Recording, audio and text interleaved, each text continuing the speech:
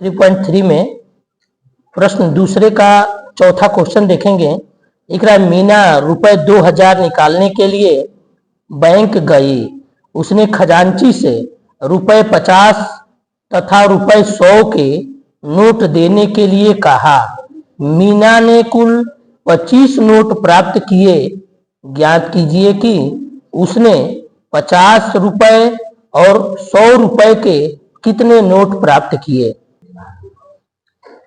तो इसमें हम सबसे पहले ये मान लें कि जो 50 रुपए का नोट है वो x मान लीजिए और जो 100 रुपए का नोट है उसको क्या मान लिया जाए, y मान लिया जाए।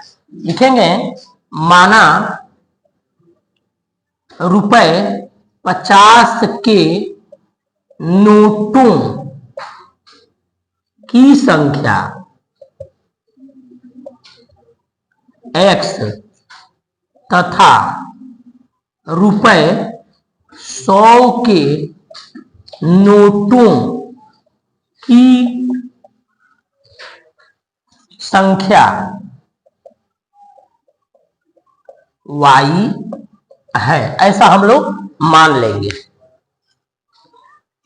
अब यहां जब आप x और y को प्लस करेंगे तो कितने नोट दे रहा है बाबू, यहां पे 25 कहा है, तो आप लिख दीजिए x plus y equal to 25। ये कौन सा बनाएगा, समीकरण पहला बनाएगा।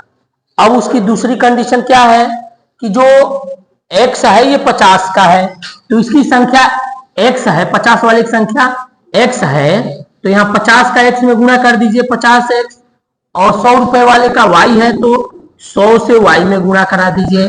आइए जब पैसा होता है तो कितना हो रहा है, 2000 रुपए हो रहा है। ये समीकरण 2 हो जाए या इसको थोड़ा हल हो रहा है तो हल कर दीजिए, 50 कामन कर लीजिए तो यहां हो जाएगा x, यहां हो जाएगा 2y इक्वल टू 2000, 2000। 50 इधर से उधर भेज दीजिए, इधर गुणा कर रहा है उधर जाएगा भाग कर देगा। 2000 बटे में 50, 0 से 0 कर दे, 5 चौको 20 यानी 40। x plus 2y equal to 4t, ये समीकरण नंबर 2 है। ये पहला समीकरण बना और यहाँ आपको समीकरण कौन सा मिल गया, दूसरा। और किस विधि से कहा था हल करने के लिए, विलोपन विधि से। तो यहाँ हम लोग लिख दें विलोपन विधि से। विलोपन विधि से हम लोग इस सवाल को हल करने चल रहे हैं। क्या करेंगे बाबू, समीकरण 1 में देखिए x है y है, यहाँ x है और 2y है, x मिल रहा है ना, अंक और चिन्ह दोनों मिल रहा है। तो अंक और चिन्ह जब दोनों मिल जाए तो क्या करते हैं, घटाते हैं। लिखेंगे समीकरण 1 में से 2 को घटाने पर, तो 1 में से 2 को घटा दीजिए, इधर लाइए। लिखेंगे आप x plus y equal to 25, समीकरण पहला है, x plus 2y equal to 4t, ये समीकरण दूसरा है। क्या करने चल रहे हैं आप, घटाने चल रहे हैं। तो नीचे वाले का सारा चिन्ह बदल जाएगा, जो प्लस है माइनस, यहाँ कुछ नहीं तो प्लस का माइनस, प्लस का माइनस, ये x कट जाएगा, x से y से y घटेगा, ये माइनस है ये प्लस है, घटेगा माइनस y। 40 में से 25 को घटा दीजिए, माइनस का 15, ये इसका चिन्ह लगेगा बड़े का, माइनस से माइनस कट जाएगा, y का मान क्या हो जाएगा, 15 हो जाएगा। अब हम लोग ले चलेंगे y का मान, समीकरण 1 में रखने पर, 1 में ले चलिए तो 1 ये है आपका x plus y equal to 25, 25। x के जगह पर x का मान नहीं मालूम तो छोड़िए, y के जगह पर y का मान है तो लिख देंगे 15 बराबर 25। तो x बराबर 25 माइनस 15, तो क्या आएगा x का मान 10। अब यहाँ जो आप 50 रुपए का नोट माने हैं उसकी संख्या x है, x का मतलब 10 हो गया, यानी 50 रुपए के जो नोट है उनकी संख्या कितनी आएगी बाबू, यहाँ पे 10 आएगा।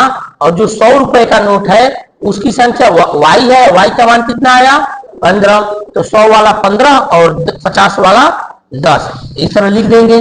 अतः रुपए 50 के नोट x बराबर कितना आया 10, रुपए 100 के नोट y बराबर 15। तो इस तरह से 15 10 नोटों की संख्या कितनी हो जाएगी 25 हो जाएगी।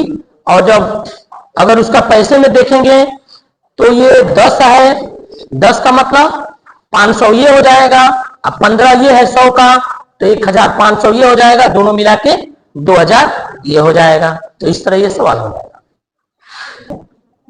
पांचवा क्वेश्चन कह रहा है किराए पर पुस्तकें देने वाले किसी पुस्तकालय का प्रथम 3 दिनों का एक नियत किराया है तथा उसके बाद प्रत्येक अतिरिक्त दिन का अलग किराया है। सरिता ने 7 दिनों तक एक पुस्तक रखने के लिए रुपए 27 अदा किए, जबकि सुशी ने एक पुस्तक 5 दिनों तक रखने के लिए 21 रुपए अदा किए। नियत किराया तथा प्रत्येक अतिरिक्त दिन का किराया ज्ञात कीजिए। वहां पुस्तक जब दिया जाता है तो कह रहा है किराए पर पुस्तकें देने वाले पुस्तकालय प्रथम 3 दिन का उसका किराया जो है वो फिक्स है, निश्चित है, उसमें वो कमी बेसी नहीं करता है। उसके बाद अगर आप रखते हैं तो प्रत्येक अतिरिक्त दिन का कुछ अलग किराया देना पड़ रहा है। तो हम लोग ऐसा मान लेंगे कि माना प्रथम 3 दिन का, माना प्रथम 3 दिनों का नियत किराया x तथा अगले प्रत्येक दिन का किराया y है।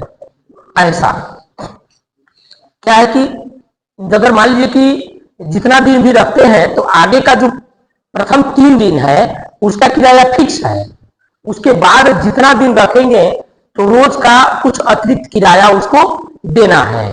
तो इसमें जो पहला स्थिति है, कह रहा सरिता ने 7 दिनों तक एक पुस्तक रखने के लिए 27 रुपए अदा किए।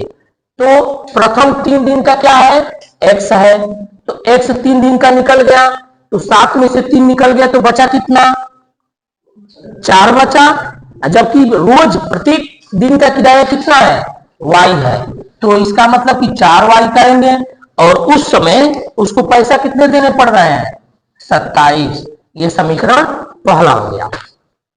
समझ लीजिए इस बात को कि 3 दिन का जब नियत भाड़ा 3 दिन के लिए फिक्स है कि x है, तो 3 दिन का तो 100 हो गया, 3 दिन का इसमें निकल गया, तो जो बचा उसी का ना और भाड़ा उसको देना है, तो उसमें रोज का उसको प्रत्येक दिन के लिए y देना पड़ रहा है। तो 7 में से जब 3 निकल गया तो 4 बचा, तो y एक दिन, फिर y एक दिन, फिर y एक दिन, फिर y, यानी 4 दिन का, तो 4y इक्वल टू में आपको क्या 27।